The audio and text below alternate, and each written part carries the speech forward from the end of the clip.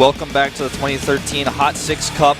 Things are getting pretty hot here in our first best of 5. Maru's taken a pretty dominant 2-0 lead, and I think he's going to go all the way with the 3-0. What do you think? I think you're probably right. Sue, does he have that comeback potential in him?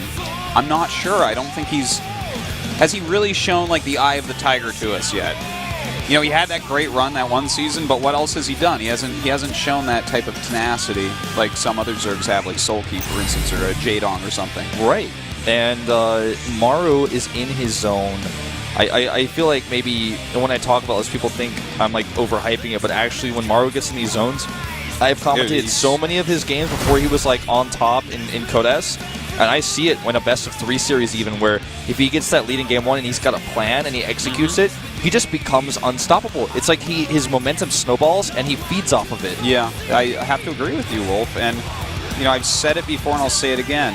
His style and his age remind me completely of when Flash came onto the scene. And when I watch him play best of 5s or best of 7s, his planning just reminds me completely of MVP, the most successful StarCraft 2 player of all time. Yeah. So, I mean, what a winning combination in this kid. And not just that, he's got the micro of Marine King, but better decision making. He's like, he gets better and better and better, and we can see that reflected in his ridiculous results from the last half of this year. Yeah, he's just basically a polymerization of all sorts of successful styles. Can he take the 3-0, or will Sue at least take one map in this best of 5 here at the HOT6 Cup in Seoul, South Korea? Commentated today by HOT6 Wolf.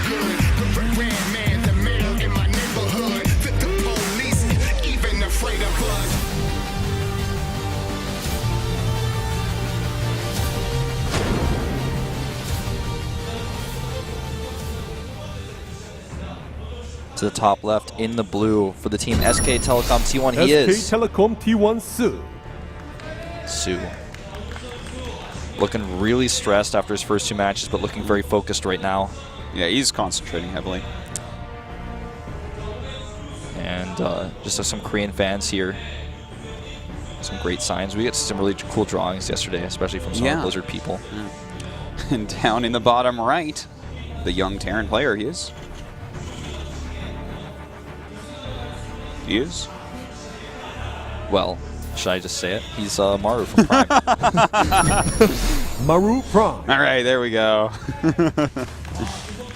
All right. Oh, his key's getting a little sticky or something.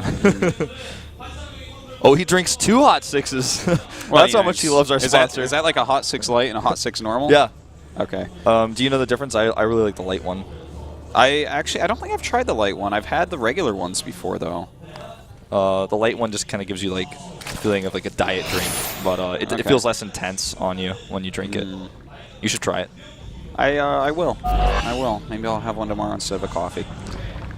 By the way, just to bring this up again, the subscription ticket for this tournament will be for free if you actually, during this tournament, buy the yearly pass for next year. So do that right away if you haven't yet. Buy it for your friends, too, for Christmas. They would definitely love to get that email in their inbox. Yeah, it's a great gift indeed. Korean commentators want you to as well. You can probably hear that in the background. Maybe. I'm not sure what they're yelling about, because nothing's too exciting right now in the game. But we do have a Reaper opening here from Maru again. And you and I were actually talking during the break, knowing that Star Station was this map. And in my opinion, I was saying, I feel like he's going to mech here. What do you think? I think he could. The map definitely... Here's the thing about this map when it comes to mech. It's a 2-player map where you can take that third base so easily, and that's what you want as a meching Terran. But at the same time, there's not a whole lot of choke points and high ground, low grounds like we saw on our first map you can utilize siege tanks on.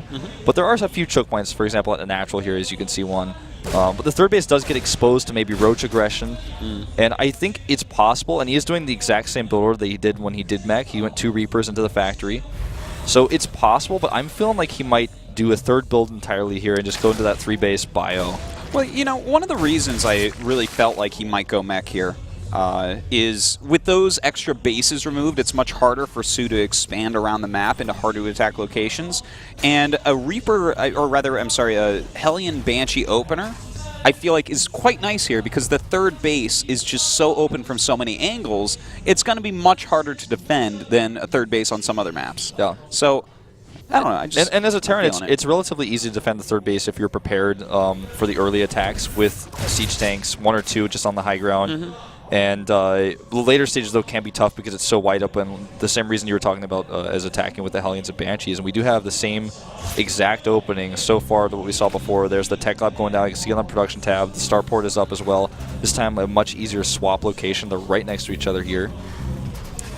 It could be, you know, it's starting to look likely. It does. I think it's a good choice. So we'll see about that. But Su, this game, he's getting a pretty quick Zergling speed, which is nice. That's going to help him to try to counteract these Hellions a little bit. And his third base does go down. Yep, there's that third. So taking it relatively early here. The Cloak gets researched again this time. And no Overlord in position to see it. There's one just to the south. He might be able to come up and see that, and we might see it cancel again. Yeah, that is definitely a possibility. In fact, I would imagine that the Overlord will move in relatively soon. He is going to want to see if there's actually Banshees on the way, because that's going to give him a ton more information. You need to know if this is going to be just Hellions into a regular bio play, or is it going to be more tech-heavy? And now he's sending that Overlord in right as we speak. It does see it. I can see it on the mini-map. He's looking at it. And the Hellions are out on the map, so I think he's starting to realize, okay, this is very similar to what I've seen already today in Game 1. But at this time, I've got a riskier third base. This third base is much riskier than the one we saw before. Ooh, did he see that Tech Lab? I think so. You think? I think he probably did there. So if he did see that Tech Lab, then we could see a cancel, but it doesn't look like he's going to. It looks like he wants to go ahead and finish up that Cloak. Yeah, he's actually going to keep it, I think. And now that the Overlord is gone, he would have definitely canceled it for sure if he was planning on it. So he's going to commit quite heavily to this hatchery. No cancel ability here, of course, now as it is finished. There's only 3 Queens out here at the front, and the Hellions could do so much chip damage to those before the Banshees arrive. That's right. He's actually doing a great job utilizing the wide open area around this third base to try to get something done. Now, the Speedlings do come in, don't really get anything done, but the 4 Queens pushing the creep over should be able to make sure that at least he doesn't lose the hatchery. And that Spore Crawler is so far away from this, the Banshee is completely undetected right now. There's the Overseer, so important. He will target that Banshee down. Ooh. Nicely done. Very nice snipe going on. He needs a transfuse. Oh, he actually misses the transfuse. He did have a transfuse there. Yeah, he absolutely did, and he missed it, so 1 Queen does go down. It's a little bit painful for him. Yeah, 4 Queens is way better than 3 against something like this, so that was definitely a big mistake from Su. Yeah, I completely agree. Third Command Center is on the way, but the hatchery is safe, and he does have a Spire on the way, so I like his position. We do see double army, but more importantly, Lings also get into the main base, so they're going to see everything and do so much damage here. This is terrible for Maru. Definitely a big mistake there, but in the meantime, he's killing off Queens. These SCVs going to have to be evacuated. All the Queens are gone, though, and these drones need to be evacuated. Both players microing at once here. But I feel like this is way more in favor of Maru. Look at this, killing that many Queens, every single drones. Every single drone is gone here. Well, he lost another Banshee, but that doesn't even matter at this point. Look at this. He's done so much damage. Yeah, sure, the Lynx did a little bit of counter damage. But this isn't over yet. And the Hellions could even split into the main. They're just going to go here to the natural. Almost every single drone will probably die here as well. There's no roaches. There's only Zerglings and drones to fight this. The Queen's just a bit too slow, and he lost so many of his Queens earlier. He even sees the Spire going up, Wolf, and that means that he's going to have out plenty of anti-air in time. You know, that's if Su doesn't GG before then, because this is just a brutal amount of damage. Yeah, I mean, he lost a lot of SCVs. He's 10 down right now, but that's going to change pretty soon. Plus, he has a third Command Center to finish. He will have Mules. He checks here. There's no drones at the third base, as it turns out. More and more drones in the main starting to fall. I feel he's just pull those away and let the Queens fight. There he goes, finally. God. 26 drones we're down to at this point. He has just killed. He has massacred the drones so far. And look at this. It's not even done yet. Yeah, he continues to kill more and more Harvesters here. Down to 23. And that's going to be a... I think maybe all she wrote here for this best of 5. Well, you were calling it a 3-0 for Maru, and that is exactly what we're seeing. 67 workers killed. That is a huge amount. Yeah, and needless to say. Yeah, the Banshee here might even get some more if he gets it in the perfect spot against those drones. He's at least denying mine time. These first few Mulists are the only thing that he has going for him. And actually, there's no turrets. He hasn't started any turrets. He hasn't started... There's the first Thors. Yeah. But he only has 1 Marine in a bunker, so actually the Mutas could kill a decent amount. Oh no, they're turning around. That was really his one chance to get some kills. Yeah. I'm actually very sad for him that he turned around there. Maybe this could have turned into a really weird low econ game, but now there's going to be a Thor out by the time he gets there. And how many SCVs can he truly kill? If he can kill 10, I'd be so surprised. And I think he's killing 10 is not enough. Yeah, I don't think he's even going to get 1 now because the Thor is about to be out, and he's got turrets up, I believe, finishing right now. And there's only 4 Mutalisks, so they're not getting anything done here. They're going to at least shut these next Hellions down. Well, they're going to try to shut them down, but I think at this point the Hellions being suicided for drones is fine. Yeah. It does not matter if he loses these at all. I think every drone he kills is just another nail in the coffin of Su. I think the reason why Su is still in this game is because he knows that this is a best-of-5 series. He's already down 2-0. He wants to hope for a miracle. He wants to try to achieve something in this game somehow, some way. But it's going to take a miracle. Yeah. He's down 10 Harvesters against a Terran player who has a 3rd Command Center who's going to lift that and send it down pretty soon. He's building a mech composition. He's got mech upgrades, the attack of which is already nearly halfway done. Yeah, it's brutal, but you know what? Maru chose a really strong strategy here, and I'm surprised Su wasn't maybe a little bit more ready for it. And I think a big part of that maybe was missing that transfuse. If he has 4 queens, he's going to be able to battle against those Hellions a lot better than 3. Yep, there's that first Thor shot on the Mutas, chasing them away. He delays this orbital for a little bit, but just a little bit, only a tiny little delay there. Well, look, he's throwing down the Roach Horn, which of course he's going to need to try to counteract the Hellbats that are surely to come.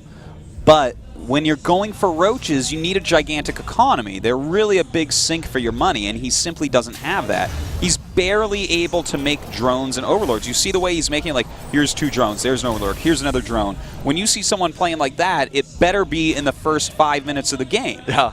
I feel like what Maru is going to realize here very soon, maybe even with a scan or a next wave of Hellions walking across a map like these, is that because Su had to spend so much time and so much larva trying to get his drone count back up, he can hit a weird timing that doesn't normally exist in this matchup where he's basically unlocked it because he has a few Hellbats and a few Thors, and he can just walk across the map as long as he has enough turrets up at home and maybe 1 or 2 Hellbats to support them. You gotta agree with you there. You even just grab this medevac, and that's gonna allow him to really keep control of these mutas by flying Thors around. Not even missing a second on his upgrades either. He starts +2 immediately as soon as +1 is done. He's going to have the armor very soon. We do have roaches on the way, and he has recovered his drone count, right? He's at 67 drones, but with his 4th base just starting right now, it's not even halfway done, against 64 SCVs on 3 bases with mules. I feel like his supply is going to be hard-pressed to catch up, even though he's going for roaches, which are just, they max you out quicker than any other unit. Yeah, it's basically the easiest way you can max. And with where we're at with Maru, it looks like he's only a little bit ahead in supply, or now just dropped down.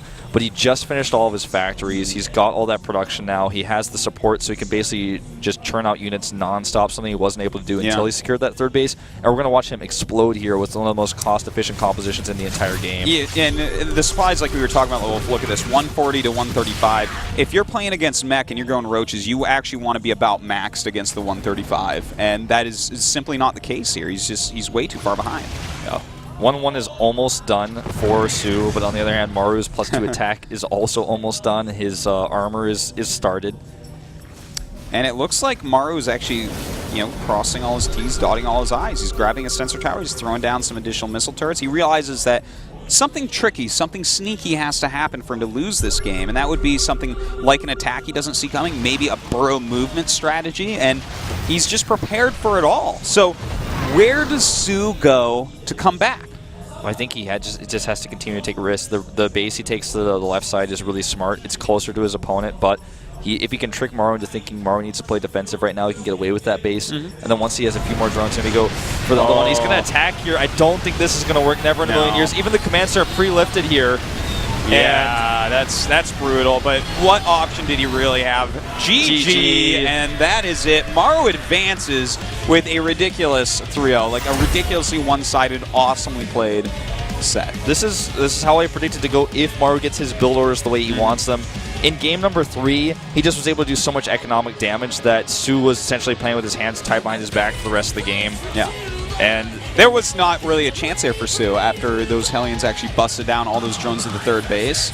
Even though, he killed 17 SCVs with that little Zergling run by, which is huge. It's gigantic. If Maru hadn't killed so many drones, then it would have been the exact opposite. Where we're like, I don't know if Maru can come back from here. But in this case, I feel like Maru chose a great strategy for the map. He executed it very well, and Su just wasn't quite ready. He wasn't quite enough on the ball to stop it. Yeah, this is how Maru goes. If he gets his builds going, he gets that momentum, he is going to take a series, and oftentimes flawlessly against opponents you wouldn't expect him to beat.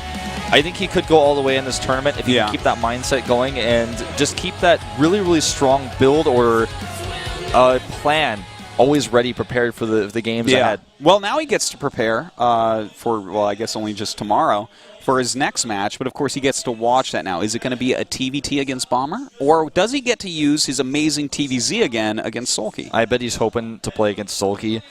It depends on, I guess, how comfortable he feels in the matchup, because to play against Sulky is also really a tough challenge. Well, Sulky he's the best, man, so... Su is no Sulky. No, not quite. I mean, Su is a great Zerg at the moment, but Sulky is really where you test your mettle. So we are going to see who he's going to be playing against next right after this commercial break.